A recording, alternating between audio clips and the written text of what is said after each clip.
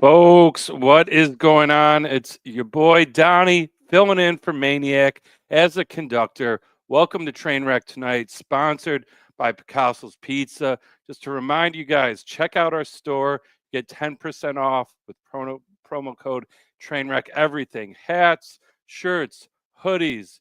We got it all, and we're adding more every day. So check that out. But without further ado, let's bring up our guys. Mike the bunt bomb. Well, very active today, all over. If you didn't see Mike Bunt, you weren't on the timeline. And Slick Al, brand new graduate, a master of business. Gentlemen, how we doing? Doing good. Feeling real good. I'm feeling even better now that I see Mike Bunt on my screen. As if I didn't see him enough on my screen already. Now we have more. Can't wait for the explanation on just what led to the success of Mike Bunt. Yeah, exactly. You can never have too much Bunt. And we're giving the people exactly what they want. Hopefully, we'll have Maniac join us and a little bit today. He's a busy man. He's got a busy shoot going on, and so that's all good. But let's get right into it. Trainwreck tonight, 389, sponsored by Picasso's Pizza. We wrapped up 2 Game 7s yesterday. We had Thunder and Panthers, and guys, I mean both these games, the first period, looked like we were going to have a tight game. And by the third, it was completely unrecognizable. I mean, 2 blowouts. Yeah, I mean, the Panthers Maple Leafs game was awful. You could tell early on that Florida was the better team. Then Toronto gave it a little bit of a push at the end of the first period, but Florida just dismantled them. And then OKC, I thought that was going to be a game between them and the Nuggets, but the Thunder look like the team to beat in the NBA right now. They are on fire, and as much as everybody wants to see the Knicks in the NBA Finals, I think we're getting ready for a Thunder Pacers Finals matchup pretty soon. Oh, hot take from Bunt right off the rip. Yeah, very well said, though. We're kind of seeing a change of guard in the NBA where we have these young teams beginning to dominate the playoffs because they have the endurance factor over teams like the Nuggets, who have been there before. They've done similar things to what these young teams are doing now. But when it comes down the stretch, these playoffs often come down to who can stay healthy and keep their full team together. The starting 5 they want to keep and the rotation guys in the rotations that they want to put them in.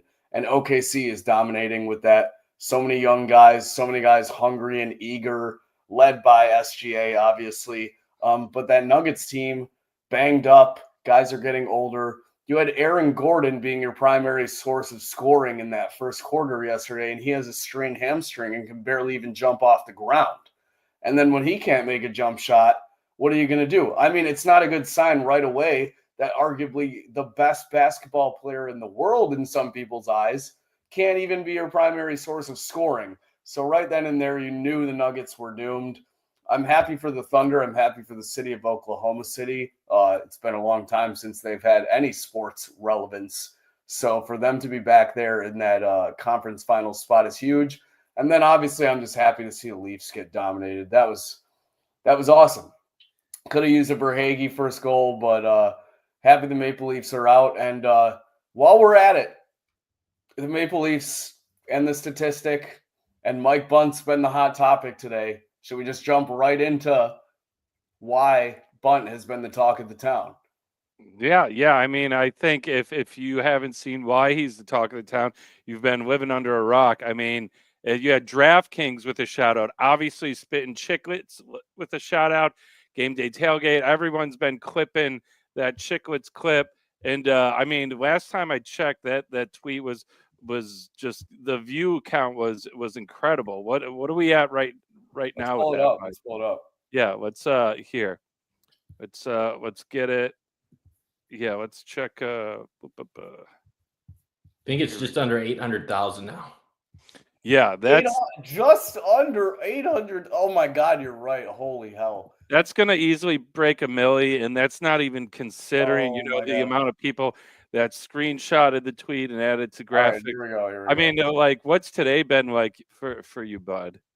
Yeah, it's been wild. So I knew like the tweet was gonna be popular among Sabres fans when I retweeted it on Crossing Swords. I've kind of done the same thing the last couple years. Whenever the Maple Leafs are eliminated, I always talk about how the Sabres have more playoff series wins since the lockout, just because it's one little fun thing for Sabres fans during all this misery. But what was really when I really knew it was going to go off when it was already at around 1,000 likes. It was getting a ton of views, and suddenly it went from being all of these Buffalo sports fans and Sabres fans to people from Ottawa, Montreal, Winnipeg, Alberta. Suddenly, everybody throughout Canada was starting to like and retweet it. And at that point, one of my friends, right before midnight, texted me, and he said, "Your tweet's going to get 10,000 likes." And I was like, we'll see. So I just threw out a random tweet about it, and I was like, maybe don't Ryan Whitney, don't tell Biz about this. It just like joking, and wake up and people start sending me videos about them talking about it on Spin and Chicklets, which is it's insane. Like that's the number one hockey podcast in the world right now. And for Biz and Ryan Whitney, and obviously they have no clue who I am to be talking about something I just randomly put on Twitter. What do you make of the Mike Bunting short reference? That's funny because I think he was joking, but I don't know. Maybe he was serious. Definitely. No, I think that was totally a joke. Yeah. Either way, I thought it was hilarious, and then Gatesy going along with it and making a graphic of Ryan Whitney saying, "Who's Mike Bunt?" I don't know who Mike Bunt is. Like it's awesome. Like every once in a while, you hit on a tweet that connects with people, and it's fun to go off. I've had 2 tweets in my life that have really gone off. This one and one with Brian Kelly, which basically had his accent, which that went crazy all over the U.S. and this more so Canada. So it's crazy to see a hockey tweet really go off because it's a lot harder for those to really become viral and go big. And I think that this compared to that Brian Kelly one is so huge because that Brian Kelly moment itself got a lot of national spotlight. It was all over the sports centers. Everyone was like, "Oh, here comes the fake accent." Obviously, no one's primary focus, except for us Buffalo Sabres fans, when the Leafs get eliminated in usual fashion, is how can we use this to our advantage? And here's Mike Bunt doing it in the best possible way you could think of to troll Leafs fans. I mean, as if Biz wasn't already speechless. I feel like he accepted defeat because of just how good that stat was creatively wise. Like you kind of have to go with it. To acknowledge it. Yeah, you kind of have to go with it. Like if you're going to be talking up the Leafs nonstop, you kind of have to eat your words when it's thrown back at you. And like that's the coolest thing about that tweet was we're all embracing the crap around it. It's Buffalo Sabres fans admitting like, yeah, our team hasn't done shit in forever. We know we're not good. It's Toronto Maple Leafs fans being pissed at failure once again. Another season that essentially is meaningless at the end. And then it's the rest of the NHL universe, mostly Canadians, laughing at the fact that the team that should be the New York Yankees of the NHL can't even get out of the second round. And you think about it, the Sabres haven't even made the playoffs in 14 years. To have more playoff series wins than anybody over a 20-year period is insane. And I also learned on top of it, I guess the Minnesota Wild only have 2 playoff series wins since the lockout too. So I guess since 2005, the Sabres actually have had a little bit more success than a few teams still. Yeah, and I mean, it's the best part too, seeing butthurt Leaf fans, saying like, well, what about go back to 2000? They want to tighten the window to like 2012 or something. It's like, yeah, but I mean, that's a smaller sample size. If you're looking at 20 years, it's an incredible statistic. But I also go into the spin chicklets before we leave Toronto Leafs. I saw this and I wanted us to watch this and react to this. I don't know if you guys saw this Kachuk clip, but he joined them surprisingly. So sometimes you feel bad for them because like they have some unbelievable players and a great team. And I was actually saying this last night to some of the guys, like if their team was not in like Toronto dealing with all like the crazy circus stuff outside of it, like they'd be like an unbelievable team and like such a hard team to play. Like they just have so much to deal with, and I feel bad. I mean, we don't have to deal with that in Florida, and I feel like that's what makes me and my team so lucky. But Wait, yes, what? I mean, what is you he have another, what yeah, is he you have talking a about? professional hockey We player know what he's talking about. at his stature, basically saying like, well, now here's the thing. First, do you think this is sincere? That he feels bad for some of the fellow players, No. and then two, like, I mean, do you really buy this thing that Florida is really has that much less pressure, and that's why they're having more? 100%, 100%. That is true. I agree, it's true, but I bet you they walk outside in Florida and they don't even get recognized. Yeah, Like they literally are nobodies in Florida. Is okay, like, but is that all Kachuk is talking about? No, so like the first part's a joke. Like the first part's a joke. Like obviously he doesn't actually feel bad for like them. Well, yes. But if we're gonna like truly dive into like the Toronto issues, we have to admit like the NHL is a really messed up league with how everything is set up. First of all, the Florida teams do have an unfair advantage with the salary cap as far as taxes compared to teams like the Sabres and Canadian teams. Like that's a fact. That's not some made up BS. And then the second thing is there is no pressure in Florida because nobody in Miami knows who Sam Reinhart or Kachuk are. They're just random white dudes that are just that happen to play. And there's a lot of white dudes. Like if you actually look at like their TV ratings, like people didn't even know they had a hockey team until 3 years ago. Like so, there's a way more pressure in Toronto than there is Florida. And then you look at the way the playoffs are set up, the NHL basically is taking away parity because you have to go through your divisional matchups almost every year to make it to a conference final. So because divisional formats have been made the way they are to enhance rivalries, you're basically playing the same teams in the playoffs every year. So if you have a bad matchup in your division, you're going to keep losing. Year after year after year, unless you change your team. The LA Kings have lost to the Edmonton Oilers 3 straight years in the playoffs. I think it's something like that. So the NHL, what they need to do is go back to the old 1-8, 2-7, 3-6, 4-5 for matchups. Then you'd get more randomness. And with more randomness, you'll get more teams advancing. But as long as they keeping it like it is now, teams like Florida are going to be 2, 3, 4, 5 seeds every year. And they're going to knock off the Maple Leafs, even if it's a good year or a bad year. And teams like the Maple Leafs are going to be one of the top 2, 3 teams in the East every year, and they're going to lose in the second round or the first round.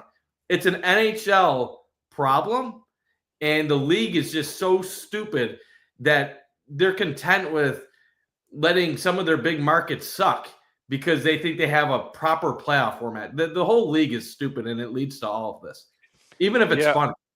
Yeah, no, I mean, I agree. They have to fix a lot of the way the playoffs are designed. I think it is interesting in terms of the pressure in Toronto concept. The game they won two games at home, one on the road. First 2 games they won, 0 pressure, start of the series. In the last 3 games, they had 2 at home, 1 on the road, lost both at home, and won the road game. So they lost game 5 at home, won 6 on the road. Obviously lose again game 7. So it does kind of seem when the heat's turned up, the leaves crumple, has been the old saying. It's wild too though. If you asked me 20 years ago, when with the Drury Briere, I'd say Buffalo became it was a hockey town, hockey help.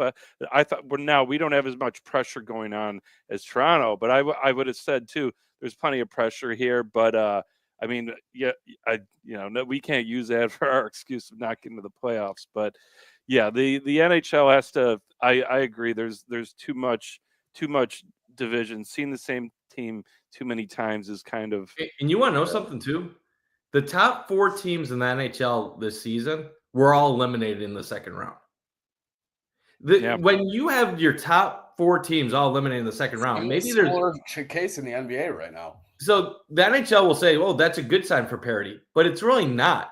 It means that you're in a league with so much randomness in some regards that certain teams that your good teams aren't even advancing.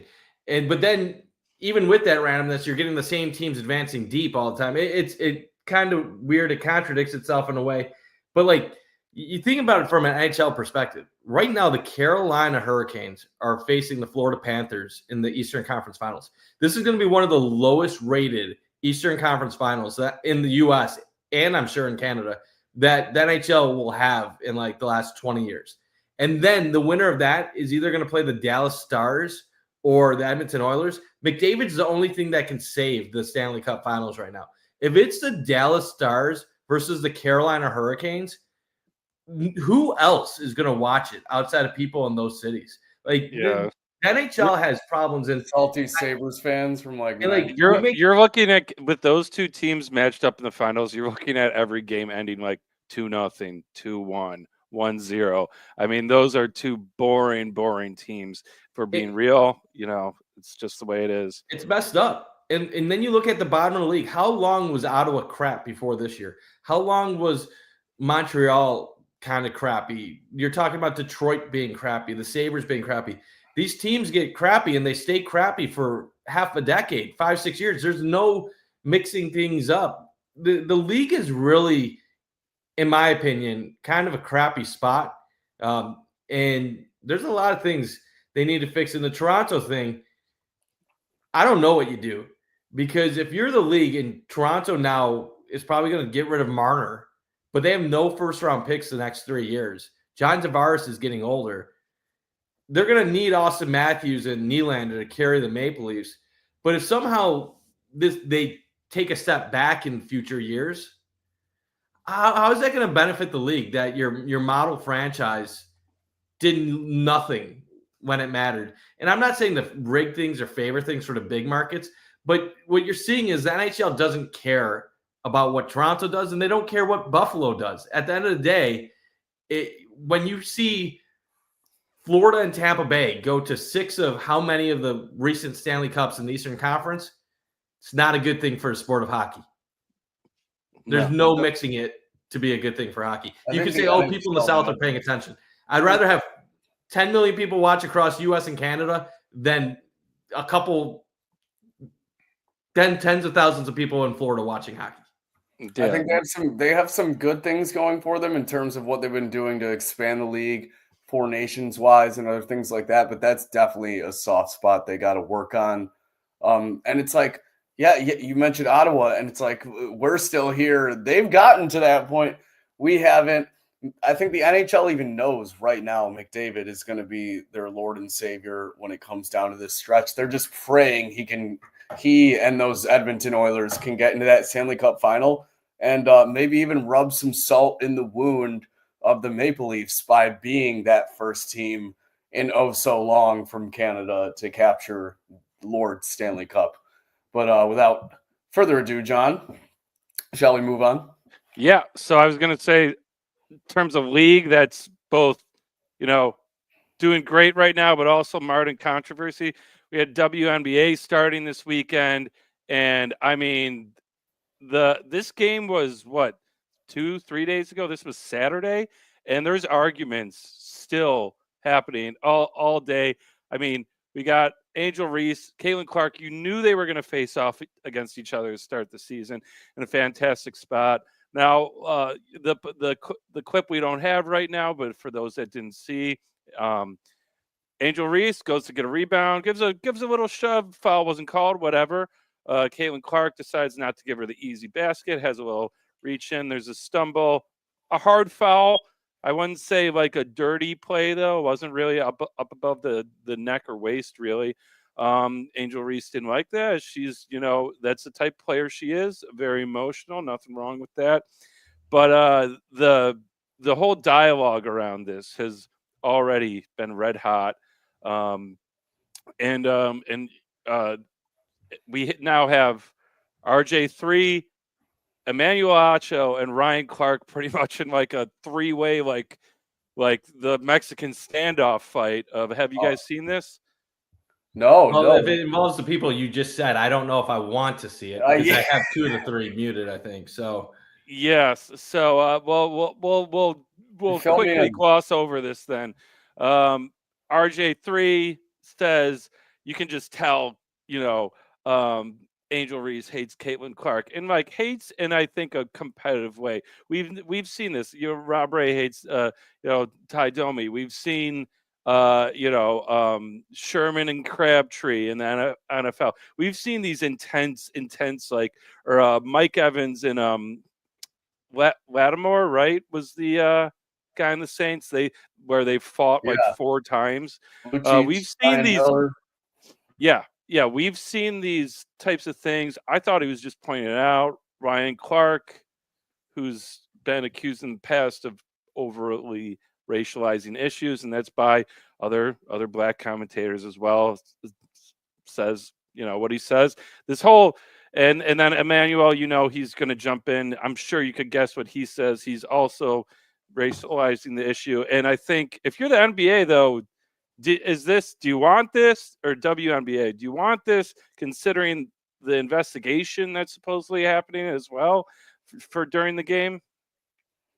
okay, do you want me to go first, Slick, or do you want to go? Go ahead, Mike.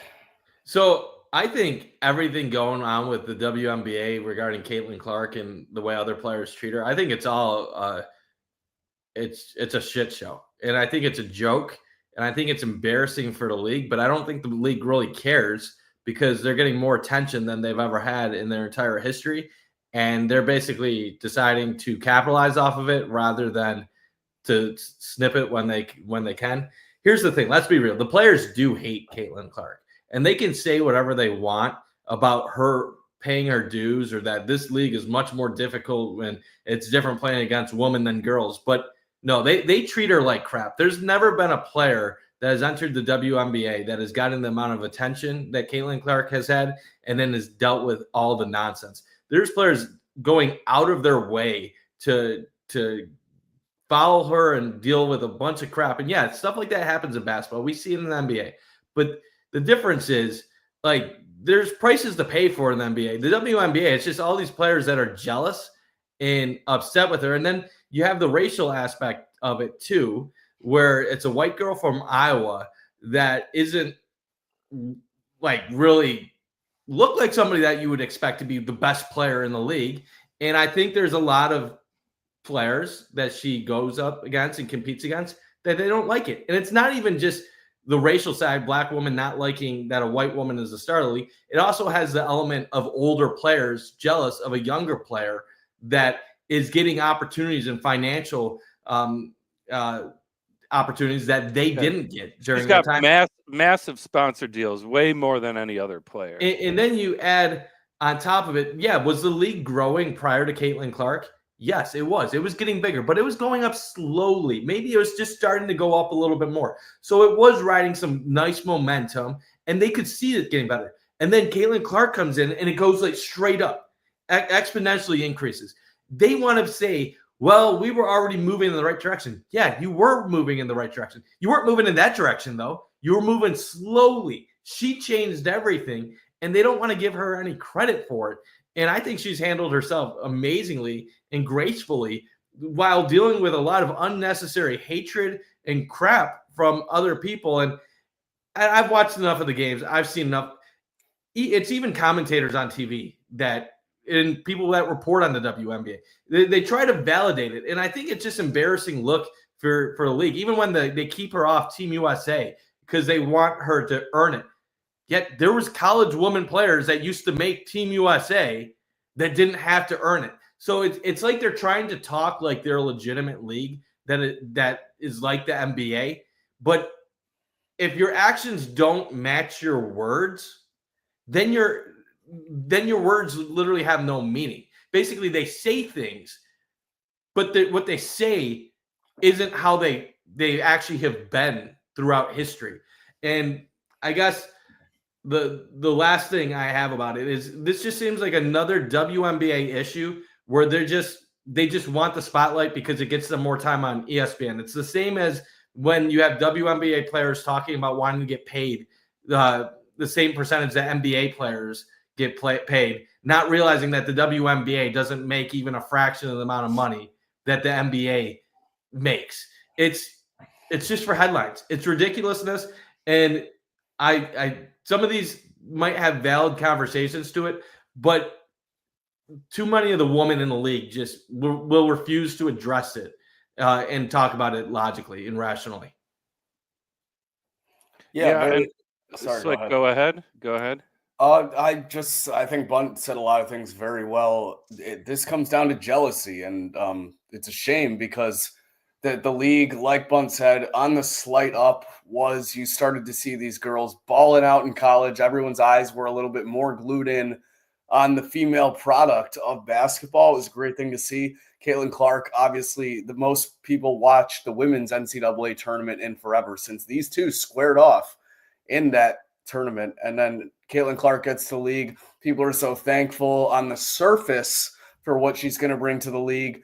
Teams now have their own jets that will charter them game to game. And it's because of all this extra revenue in that's coming translated directly from these superstars that are making names for themselves in college before they even get to the WNBA, something we hadn't seen since the likes of Sue Bird or sorry, I'm drawing a blank on her name. Brianna Stewart, Right.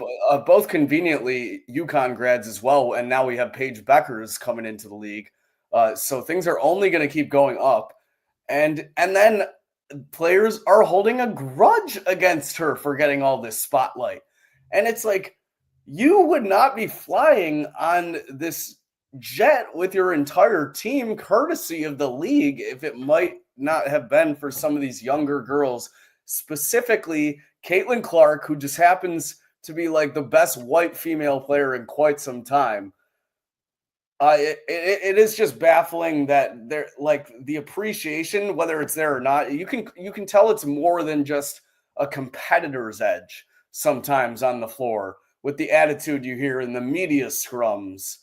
And when the other name is brought up to these other players, specifically Angel Reese, even after this matchup, I think she literally skipped a reporter's question when he referenced her answer to being like, oh, the league's not just Caitlin Clark coming in. Like, there's other superstars that are making names for themselves like myself.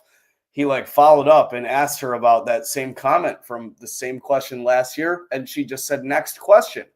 So there's some animosity that really doesn't feel like it needs to be there, and don't know why. Will they get over that? Hopefully eventually.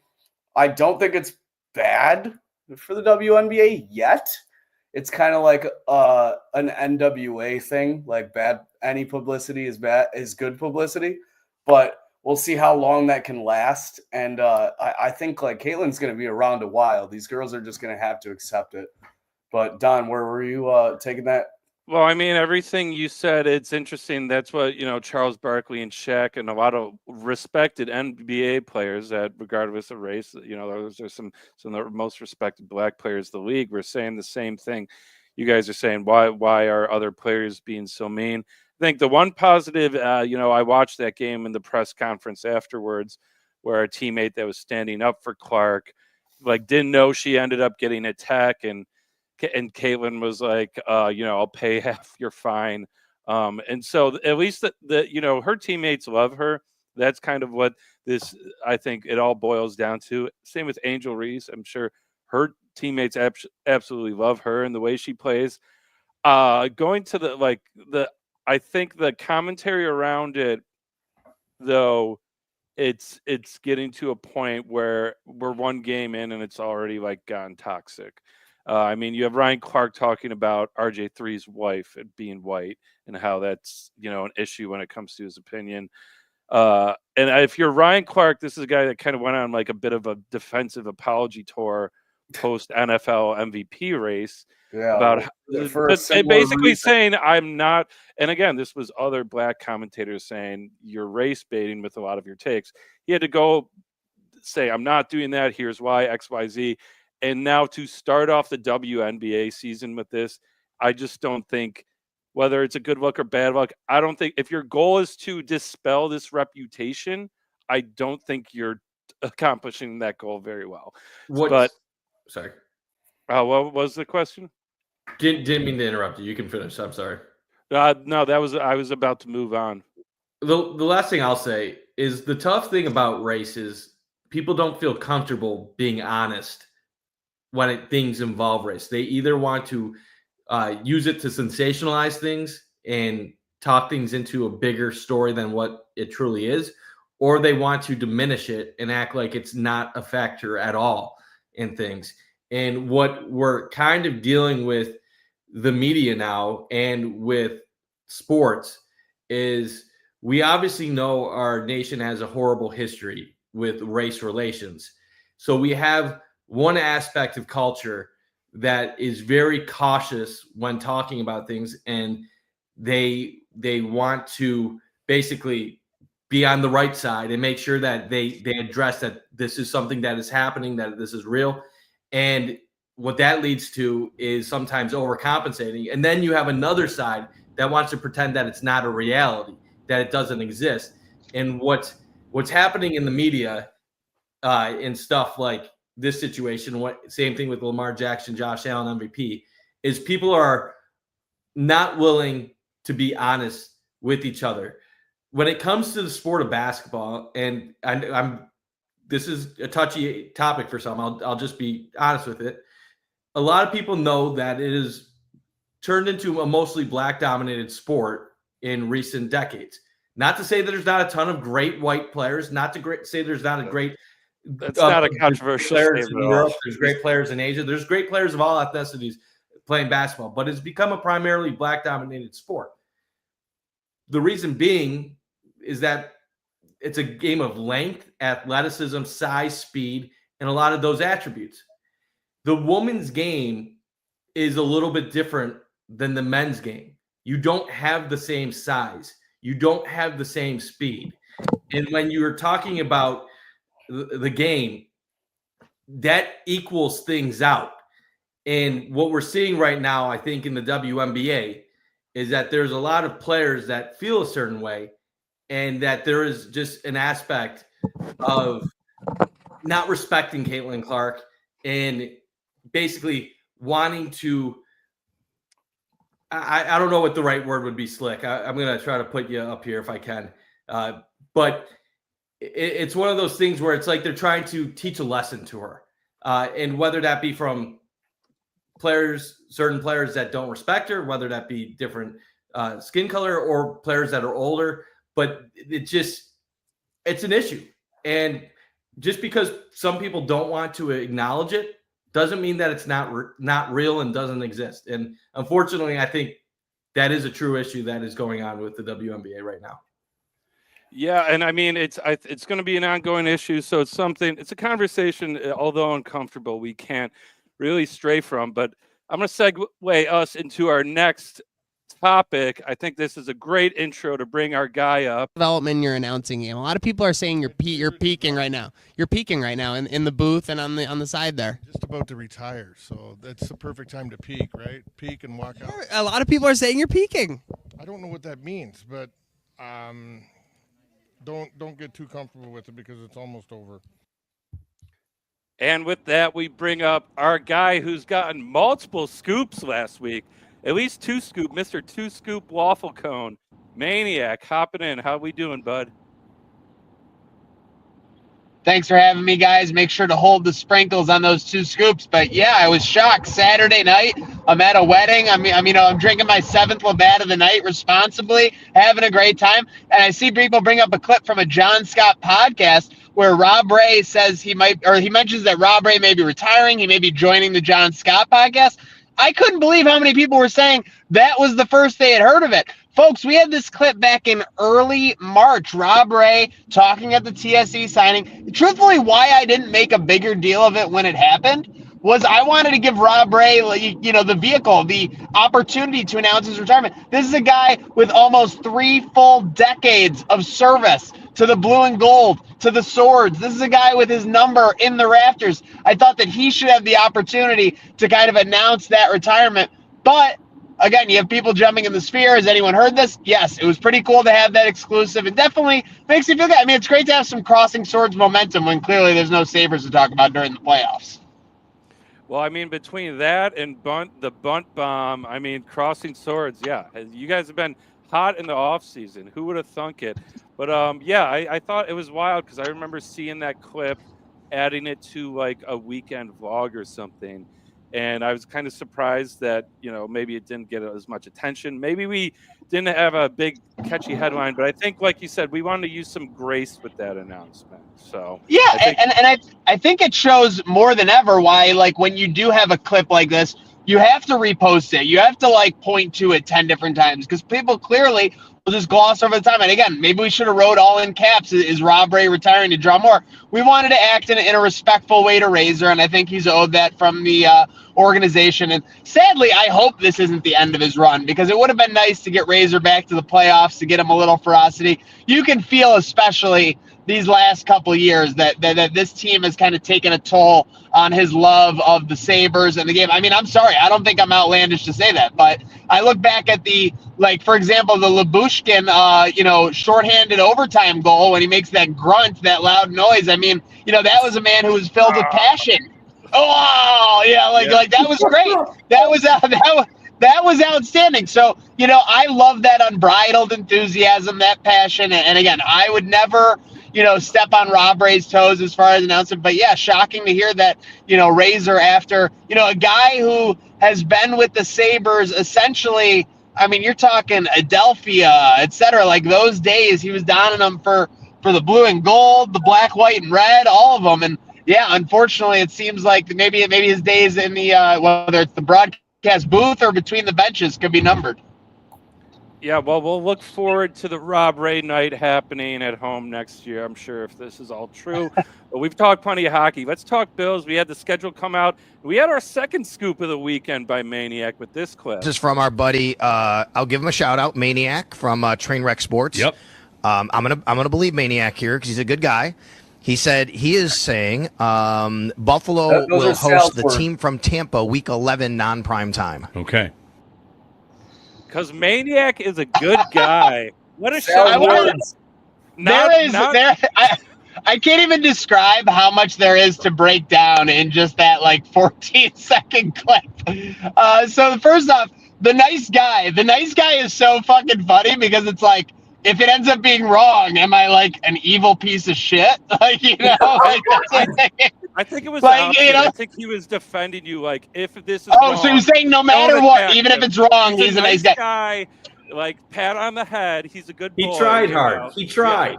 Yeah, he tried. And then the other way he really inferred that I was trying was he said, he is making sure that if it's right, he gets partial credit for bringing it on WGR. And if it's wrong, no, I said that Maniac said this. So I love Sal. Just to be clear, do not clip this anyway, which it makes it seem like Sal and I are mortal enemies. But you got to be honest that he was definitely politically protecting himself when he took my insider information, by the way, that nobody else had, that nobody else in the Bill sphere even had a general fucking clue about, and then he used it on WGR. So I just want to be clear, the next time you're talking Bills insiders, the next time you're talking Shout Podcast, the next time you're talking whatever, make sure you keep Trainwreck's name in your mouth because we're fucking insiders. All right, before Maniac loses his breath, I will say Sal is definitely one to cover tracks if he can before he even needs to.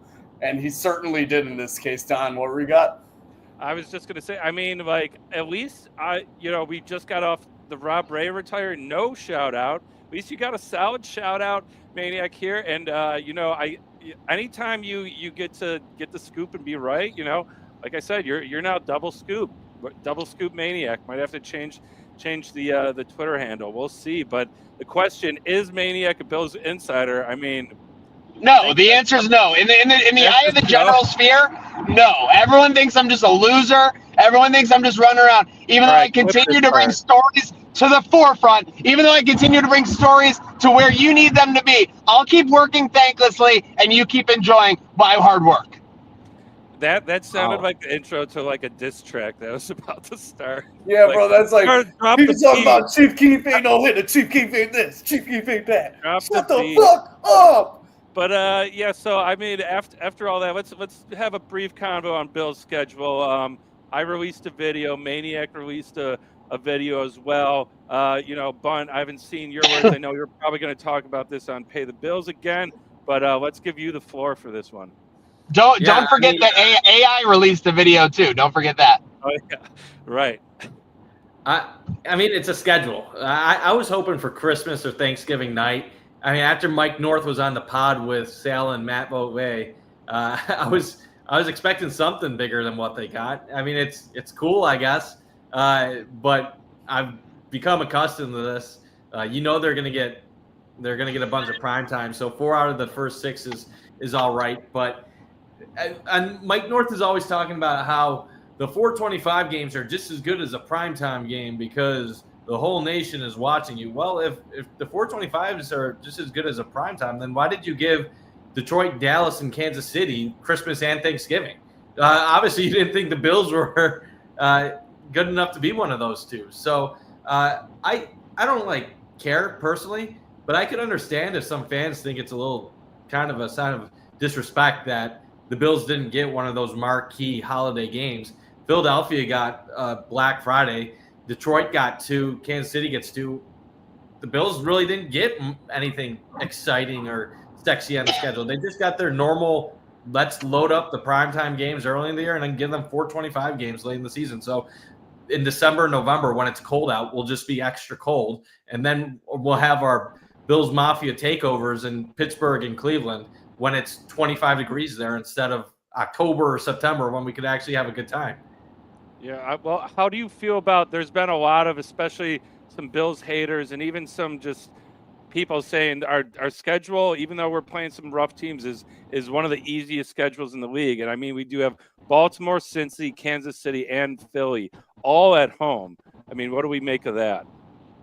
This is one of the most favorable Bills schedules they've had in the last 5+ years. You look at the road schedule; it's easy. It's really easy. Yeah. Tell me they can't go 7-1 on the road. Yeah, they could lose to Houston, I guess. The division sucks right now.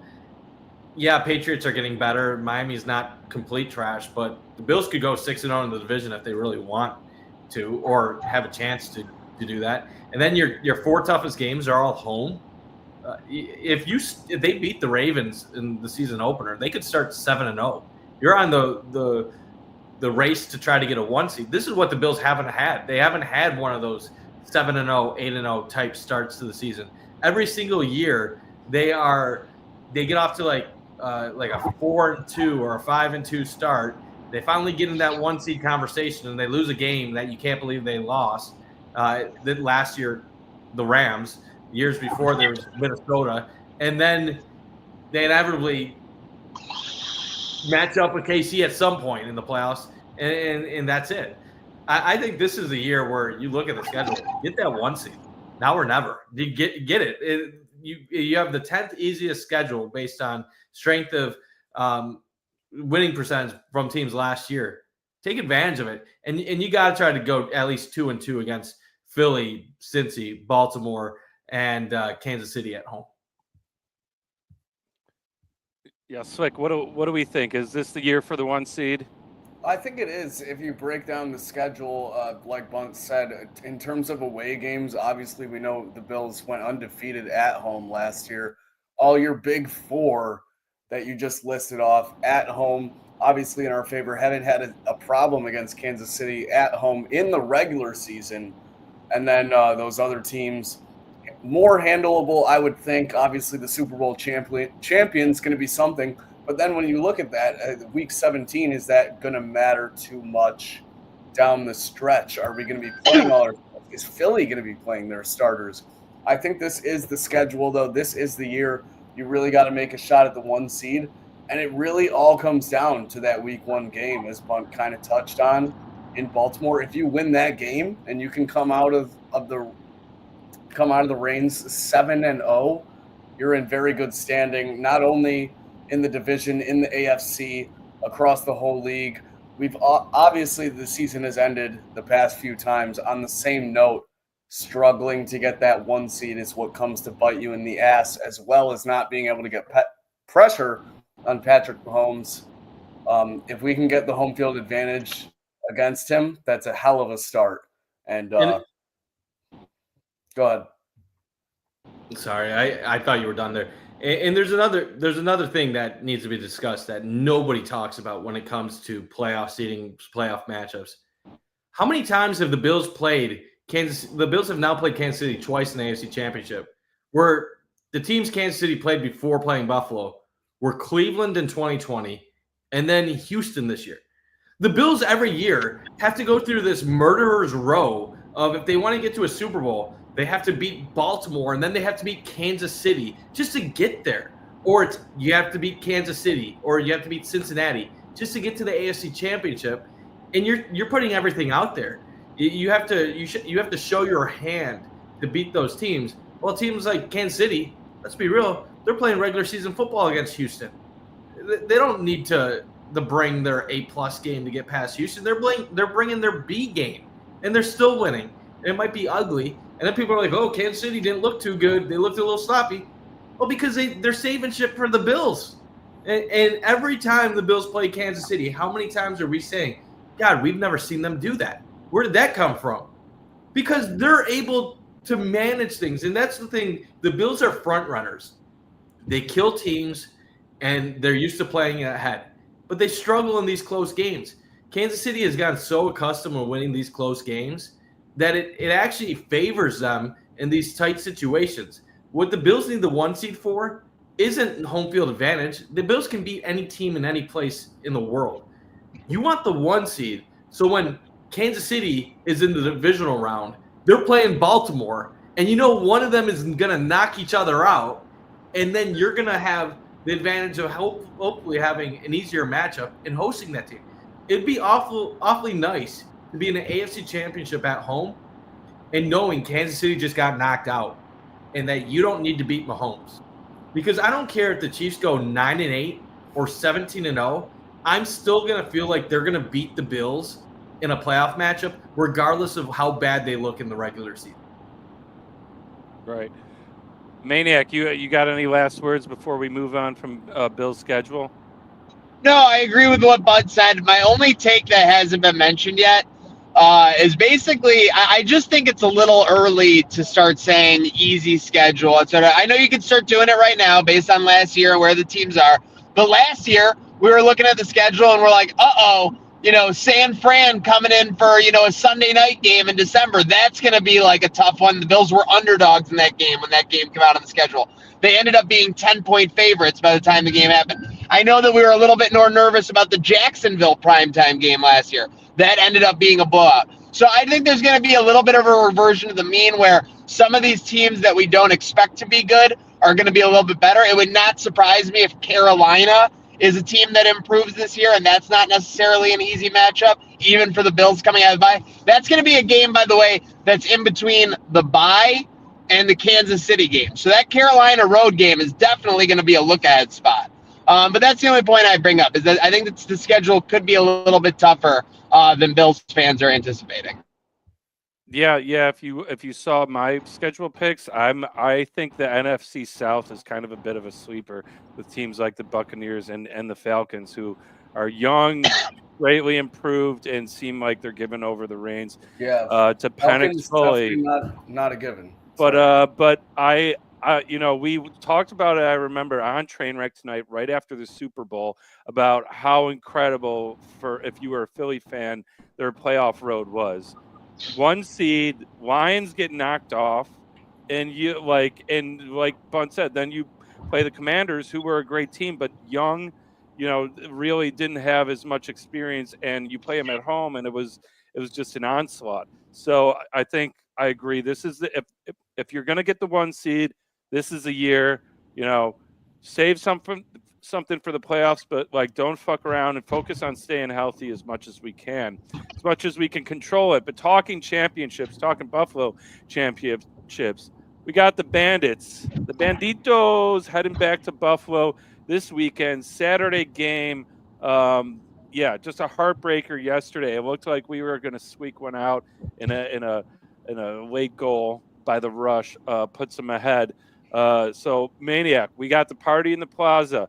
What's the plan for the live event for Trainwreck? I think we need to do exactly what we've done the last 2 Bandit home games. We need to get Sheriff Don, making sure that everything is regulated and everybody's ready to go into Bandit land and tear it up. And then we just have to go and play a good, clean 60 minutes against the Saskatchewan Rush. The Saskatchewan Rush were the second best team in the NLL all year. This is not going to be an easy matchup in Game 3. That's why games 1 and 2 have been literally so close in both. Either team could have got a sweep by now. With that said, I think you got Bandits at home. I think you got a week of rest. I think that it benefits the Bandits across the board. Give me the Bandits 13-10 at home this Saturday, but we will be in the plaza and we will be rocking for those Banditos. All right, on. I just like, heartbreaker yesterday. What really made it tougher was, man, that Fraser goal, just unbelievable. Yeah. Like, I mean, you had Pat McAfee. I like seeing like national sports guys like that tweet about the Bandits, an NLL team, a Buffalo team, but like it really just shows how much this sport is catching on. I really think, Buffalo, with the excitement that fans have had, maybe you could say maybe it's because of the Sabres woes, but we're behind them, and it's really like, when people look back and point to the growth of the NLL, I really think they're going to point to the city of Buffalo for really being a flagship of this. Oh, if you look at the NLL socials, they collab with the Bandits so often. It's basically like, they're using the Bandits to grow the league for sure. You look at attendances, Banditland averages, I want to say, correct me if I'm wrong, Bunty, like number in like the 14 to 16,000 range for home game. The other arenas only average like 6 to 8. So they're definitely trying to copy and emanate anything they can from Buffalo for the NLL. Banditland is the staple for the NLL. It's been like that for almost 2 decades. So don't try to fix what isn't broken. The Bandits know a lot about that. But I think in terms of what they need to fix, just don't make unnecessary passes. Stop trying to do too much. I feel like there was a need to try and do one step extra last night, a bit too much. And it cost them the ability to get in close to the crease and close to the net inside that box defense, which we weren't doing as well as the Saskatchewan Rush were doing, and it cost us down the stretch. A lot of missed opportunities and penetration for them where we necessarily couldn't do it. So, yeah, I want to give a lot of credit to Saskatchewan. They've just looked really solid both games. I was there Friday, and the Bandits were lucky to even pull out that game. They were down by 2, I think 3 separate times in the game. Slow start, had a disallowed goal that would have given the Rush a 3-goal lead. I think if Foot was on the crease right before a goal. Bandits, they got the lead, and then they were able to squeeze and hold on in that fourth quarter of game 1. This last game, it looked like it was going to be the same way. Kind of playing crappy, tie it up, take a lead in the third, and their execution has not been high from an offensive standpoint in the late stages of the last 2 games. And they were lucky to get a win on Friday, even in spite of their offense basically falling apart late. And then it came back to bite them in the ass on Sunday. And I really could see this going either way. I feel like a lot of times things come easy for this team. And so Saskatchewan's making everything very tough for them right now. But what's really hurting, I don't have the face-off numbers, but the Bandits are losing so many face-offs early in these games. If they continue giving the Rush the ball after every face-off, they're already putting themselves in a tough spot to where they have to step up. And I think that needs to change a little bit too. They can't keep trying to win these games losing the face-off battle on a nightly basis. Game 1 and 2 obviously both had so many parallels, but one that cost us really the most, as you said, Bunt. I believe both games, Bandits with less than a handful of face-off victories in both games. That's just unacceptable. And even when they did get a face-off victory, it resulted in a shot clock turnover some of those times. Don. Yeah, I was going to say, if you remember Sports City yesterday, it wasn't until halfway through the second quarter they won a face-off, and everyone started cheering like they scored a goal. Like at Sports City, it was that packed with Bandits fans. But we'll hope for the best. Hope we can tie history with that three-peat, folks. Come down for the party in the plaza, whether you're going to the game or not. It's going to be wild. And speaking of wild Preakness finish. Now, journalism finally did it. Journalism finally did it. Now, like I felt like this is good because I felt like going into this, it kind of lost all its pop with sovereignty. I mean, just being like, I'm not going for the Triple Crown. Yeah. Did you guys still tune in anyway? I wasn't live, but when I saw that replay, boy, I wish I was, because if you wanted electric out of a horse race, you definitely left the Kentucky Derby a little bit disappointed based on probably your picks, favorites, other people's picks, and just the general separation and sloppiness of the race. But this Preakness finish, my goodness, I don't think I've seen a horse race like this in quite some time. And just when everyone is starting to count out the favorite, 4 straight losses, everyone's like, journalism's full of shit, always so chalky on these leaderboards and all these big races. But no, down probably north of 50 meters in the final stretch, makes a pull at the very end for a photo finish, unlike anything I've ever seen.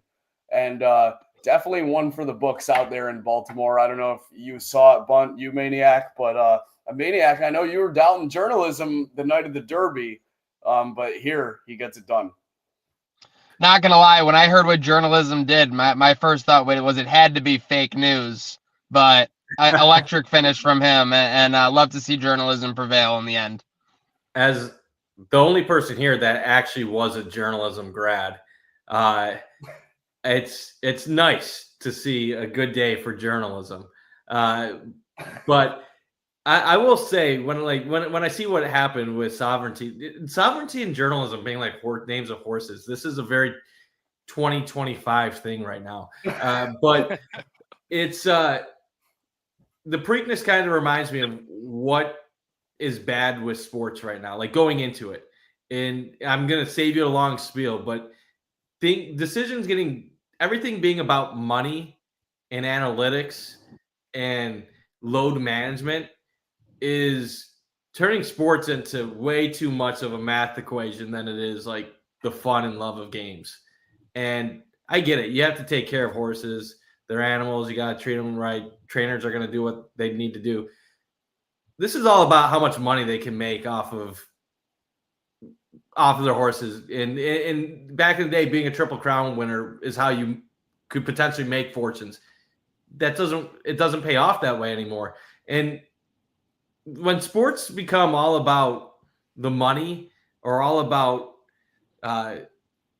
basically load management, or analytics say my odds aren't good if I race on 2 weeks, what's the fun of it? Like, the fun of the Triple Crown is going for it.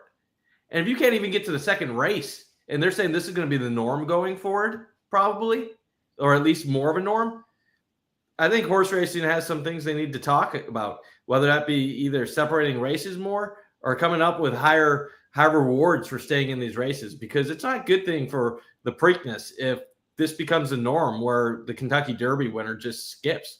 And there's a lot of trainers that said they would have done the same thing if their horse had won. Yeah, and the Preakness is already at, I don't know if you've heard, I used to go every year, and they've been saying for years, the city of Baltimore has been fighting to keep it there because the track is a little run down. It's in a part of town that's a little run down. So, yeah, I mean, if all the focus is just on the Derby and the Triple Crown loses its luster, I mean, what does that mean for the other races as well? There will be a whole impact, maybe spacing them out a little more. I think that's the only thing you can do if there's these concerns. But Slick, what were you going to head into? Oh, I was just going to say, I think there's much more concerns outside of the general sphere of how horse racing is constructed. I definitely am one that is not a fan of how these horses might be treated off the scenes, off camera. I think there's a lot of things they can do better in terms of the better for the animals, the people, and the sport itself. But some things aren't just in our control. And until we see change, we might not never know. But journalism prevails out there in Baltimore. It's about time. It's about time, Slick. Yeah. It is. At last, Mike Bunt. Yeah, at last. It hasn't during the past decade. So it has not. And speaking of 20, you were like, oh, these 2025 American or these horse names. I see American Promise on these lists. And you want to talk about the 2025 themes. Geez, I mean, like the whole list, top to bottom, is just comedy. I want something like, there probably already has had a horse named this, but like have something named like the American Dream and have it finish like close to last. Be like, the American Dream is dead. See, that's what I mean. That's why when I saw in the Kentucky Derby that American Promise was like not favorite, but middle of the pack. And based on the general feeling right now, everyone's going to be on American Promise. I was like, fuck that. We're going to have that. Like, if I could take a trifecta on the last 3 horses, American Promise would be highlighting that one. Nothing against this country, but just based on the general theme and fading the public, that's the way I was going to go. Well, I just need a horse named Dumpster Fire or something like that. And that'd be my horse. I would love that. We're probably not too far off seeing horses named after like memes like Hawk Tua or something. That'll probably so. I'm honestly, I would welcome that. Italian brain rot has been all the talk of the town lately. It's only a matter of time. I like the comedy names, but speaking of America, fellas, we got Memorial Weekend coming up. Federal holiday. Everyone should have off. If you don't, I don't know who to contact or report these people. But anyone got any exciting plans before we sign off for the Memorial Weekend? I'll start us off. I'm going to be heading out to I'm going to be a Midwest queen for the weekend. Heading over to Chi-Town. Going to spend the weekend with our friend, your friend, Jake Micah. Going to get up to some business. Go to a place, see AEW Double or Nothing that weekend. Obviously, WWE's Saturday night main event. A lot going on in the city for the weekend. And then to top it all off, a Cubs game at Wrigley on Memorial Day. Checking that off my bucket list. So I was supposed to go to Fort Wayne, Indiana with my wife to see my mother-in-law, but that might have just been canceled as of like an hour ago. So this guy is free and going to figure something out, I guess. So I guess just get me an espresso martini and I'll be in for a good time. Bunch of free birds. Get him an espresso and his phone, and we'll get some more bunt bombs, I'm sure. Hey, I'm not going to confirm or deny that there might have been like a drink before the tweet last night. So I'm. Oh yeah, I mean, hey, they call it liquid courage for a reason. Maniac, you going to have any liquid courage this weekend for Memorial? I mean, I'm just nervous because I just heard a rumor that the Trainwreck Sports Oversight Committee could be looking into the actions of one Mike Bunt. He's firing out tweets under the influence. I mean, we're an integrity-based brand, and I'm gonna have to see if that's something that can be permitted. I mean, I'm gonna try and talk to the committee, but yeah, as far as plans, I mean, I only got plans to do 2 things, and that's eat Picassos and drink Labatt Blue. So bring on the weekend. Just know, Maniac, that 99% of my best tweets are things that have never been typed on a keyboard. And I will say, when that committee goes to oversight and they see the amount of impressions on that tweet, they might just sweep it under the rug entirely. Yeah, I'm scared of the committee. I'll be honest. I thought I was a decent rated person in Trainwreck Sports. Now I'm hearing about some committee I've never been told about. It makes me wonder if I'm much lower than I thought in the totem pole of Trainwreck Sports. So I am a little concerned right now. Dude, just wait till your no. Just wait till your listen. The over structured without your consent. The oversight committee would never investigate like a bottom dweller. They only investigate top level contributors. So you do have that going for you. Let's be real too. The oversight, the committee, it's like the UN. It's all powered really by one person, and the committee is all powered by one person. that is quite fond of the bunt bombs. I have inside information on that. They're kind of a shell committee. I think he's going to be fine. But let's segue into shout outs and sign offs as we wrap up. I'm going to do a double up and use my Memorial weekend plans for my shout outs. I'm working, boys. I'm gigging 4 days. I got like 4 gigs this weekend. It's going to be nuts. I got to figure out everything. But if you're around in Black Rock, West Side, Buffalo this Friday, 9 p.m., I'm going to be at Sportsman's Tavern with a funk band. And then Sunday, if you're in the Wilson, Lake Ontario area, like northern tier, do we call it that? I don't know. Like, or is it just Ontario region? Yeah. North of Niagara on the Lake. I'm going to be at the Wilson Boathouse with a reggae band. That's Sunday, 4 to 7. Awesome gig. And the drive home is stunning because, you're kind of driving south and west while the sun's setting. Anyone else? Bunt, we'll kick it over to you for any shout outs and sign offs. I don't really got anything good right now. I guess shout out to PF Chang's for that espresso martini I was talking about the other day. So shout out to them. You guys, they have an elite one. So if you like espresso martinis, go to PF Chang's. Yeah, shout out to Captain on the PF. I was gonna say the only thing I knew about PF Chang's is Captain was afraid to go there. I do have 3 shout outs. I'm gonna shout out 1, Mike Bunt for this day of reckoning. 2, journalism for finally prevailing. And 3, shout out to the Buffalo Bills Perfect 10 Khalil Shakir for paying for my airfare to Boise, Idaho for his football camp. Khalil, I'm still waiting on the ticket transfer, but I appreciate you, my guy. That's huge by Khalil. Speaking of mid, I want to give a huge shout out to, I know I missed the segment, but the WNBA media for picking up their nonsense in mid-season form right out the gate with Caitlin Clark and Andrews. I was worried that they were going to be a little rusty going out the gate. I was worried that they might have a stumble or two, but no, mid-season form from these silly gooses. And yeah, Angel Reese picked up right where she left off, getting those backboards. Bang! Bang. We love to see it. Yeah. Angel Reese, getting double doubles. Caitlin Clark in triple doubles. Just like they're on fire. And folks, who else is on fire? It's the train. If you're not on the train, get on the train. Head over and get some merch while you're at it.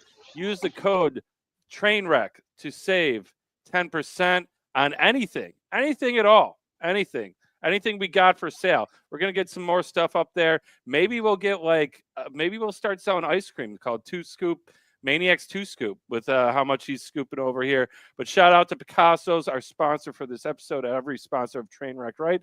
And shout out to all the people watching. Thank you so much for being a fan, and everybody have a good night now.